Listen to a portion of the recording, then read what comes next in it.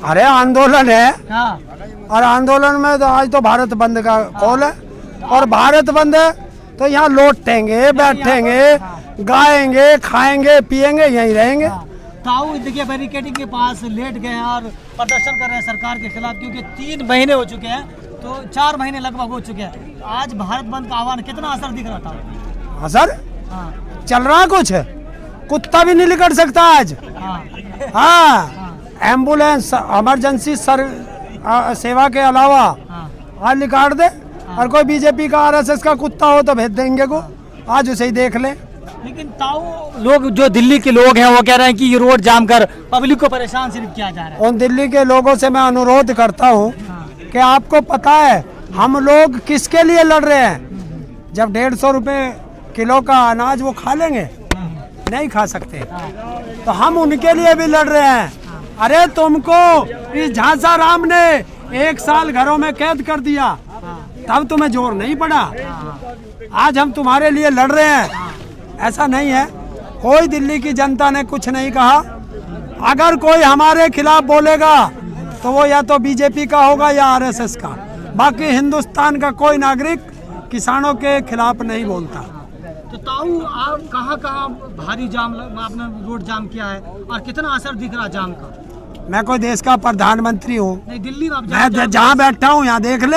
यहाँ तो लगा हुआ बैरिकेडिंग है, गाड़ी कोई नहीं जा रही है। बस लेकिन और जहाँ से आपको खबर आ रही है सब अभी खबर शाम को मिलेगी ना खबर।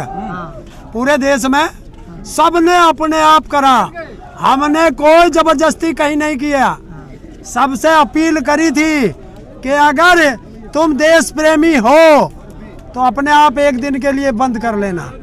तो बैंकों में, LIC में, रेलवे में, ट्रांसपोर्ट में, स्कूलों में, व्यापारियों ने सबने अपना अपना सहयोग कर रखा। और जो सहयोग कर रहे हैं सबका धन्यवाद। आपका असर हरियाणा और पंजाब के अलावा कहीं नहीं दिख रहा। क्यों भैया, आप लोग क्या अहमदाबाद में बैठे हो क्या? कहाँ बैठे हो? दिल्ली बॉर्डर। उत्तर प्रदेश में बैठे हो? यहाँ असर नहीं दिखाई दे रहा तुम्हें? तो फिर उत्तर प्रदेश का नाम क्यों नहीं लिया?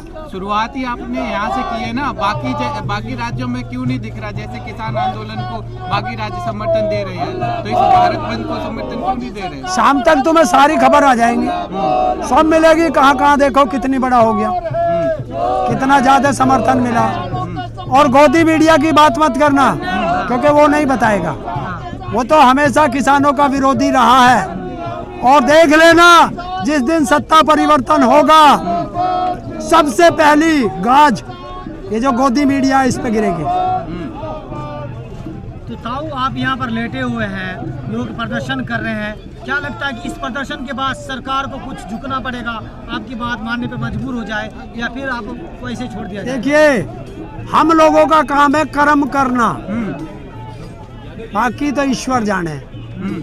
अपना कर्म कर रहे हैं, ईमानदारी से कर रहे हैं, निष्पक्ष कर रहे हैं आंदोलन। और किसान के पास इससे बड़ा कोई हथियार नहीं है। आपने सरकार बनाई जब ईश्वर को मान के सरकार बनाई थी। देखिए, हमने आपको शुरू में जब आपको देखा था, हमें पता था आप अच्छे लोग हैं या बेईमान लोग हैं। जब आपको बरतेंगे तभी तो पता चलेगा। अब हमने देख लिया कि जिसको हम अच्छा समझ के लाए थे ये तो महानालायक है। तो अब ईश्वर के बदल देंगे, बदल देंगे क्या? पता न चला है? एक बार बरत के पता न चला? नहीं चला था।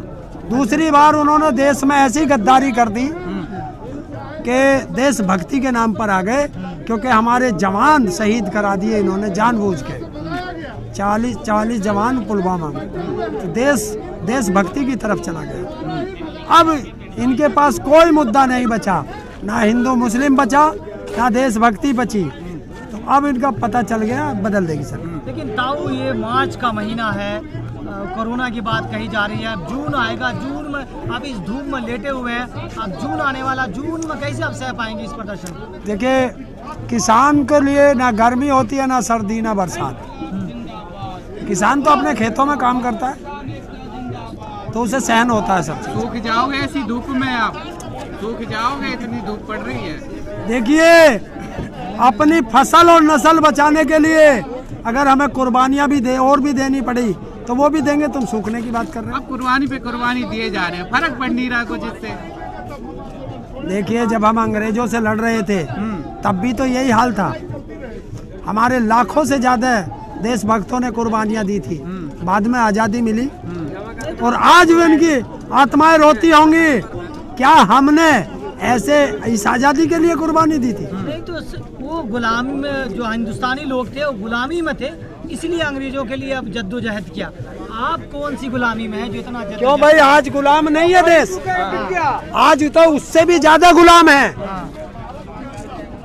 आज आरएसएस के और बीजेपी के गुलाम हमारा देश है, हमें उससे आज़ादी दिलवानी है। तो इस आज़ादी के लिए भी हमें एक क्रांति की लड़ाई और शुरू करनी है और वो शुरू हो चुकी है। आप कह रहे हैं गुलामी की बात कि हम मोदी या बीजेपी से गुलाम है। जो बीजेपी भक्त है, मोदी भक्त है, वो तो अपने आप को आज़ाद बोलते हैं हम भक्त हैं और हम देश हित में काम कर रहे हैं, देश हित में काम कर रहे हैं मोदी जी। हाँ बिल्कुल, देश हित में है। सारा देश बेच दिया, बचा क्या? देश बेचने के लिए रखा था या देश चलाने के लिए प्रधानमंत्री चुना था? पीएम मोदी ने कह दिया है कि जो निजीकरण का फैसला है मैं अड़ंग हूँ, मैं रुका रहूंगा, उस फैसले से पीछे नहीं हटूंगा। तो जो निजीकरण को खरीद रहे हैं वो भी उद्योगपति सुन ले कि सरकार बदलेगी।